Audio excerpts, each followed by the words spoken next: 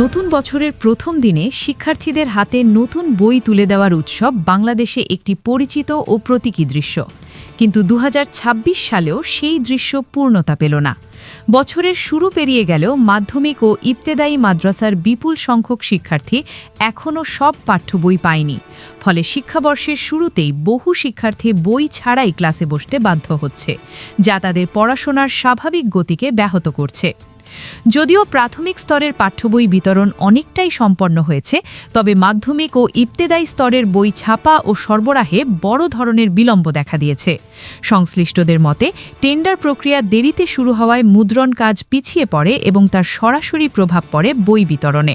এতে বছরের শুরুতেই শিক্ষা কার্যক্রমে অনিশ্চয়তা তৈরি হয়েছে।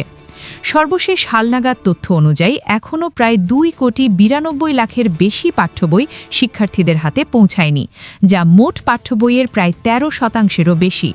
এই বিপুল সংখ্যক বই বিতরণ না হওয়ায় দেশের বিভিন্ন অঞ্চলের শিক্ষার্থীরা সমান সুযোগ থেকে বঞ্চিত হচ্ছে।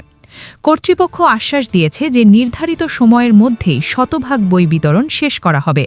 তবে বাস্তবতা হলো, আগেও একাধিকবার সময় বেঁধে দেওয়া হলেও তা পূরণ হয়নি, যার কারণে অভিভাবক ও শিক্ষকদের মধ্যে স্বাভাবিকভাবেই সন্দেহ তৈরি হয়েছে এই আশ্বাস আদৌ বাস্তবায়িত হবে কিনা।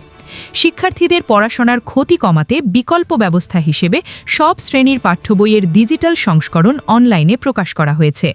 তবে দেশের অনেক এলাকায় ইন্টারনেট সুবিধা সীমিত হওয়ায় এই ডিজিটাল ব্যবস্থা সবার জন্য সমানভাবে কার্যকর হচ্ছে না।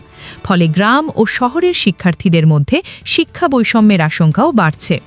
বছরের পর বছর একই সমস্যার পুনরাবৃত্তি হওয়ায় প্রশ্ন উঠছে, পাঠ্যবই মুদ্রণ ও বিতরণের এই দীর্ঘদিনের সংকট থেকে সংশ্লিষ্ট কর্তৃপক্ষ কবে কার্যকর সমাধানে পৌঁছবে, আর কবে দেশের প্রতিটি শিক্ষার্থী বছরের প্রথম দিনেই তার প্রয়োজনীয় বই হাতে পাবে।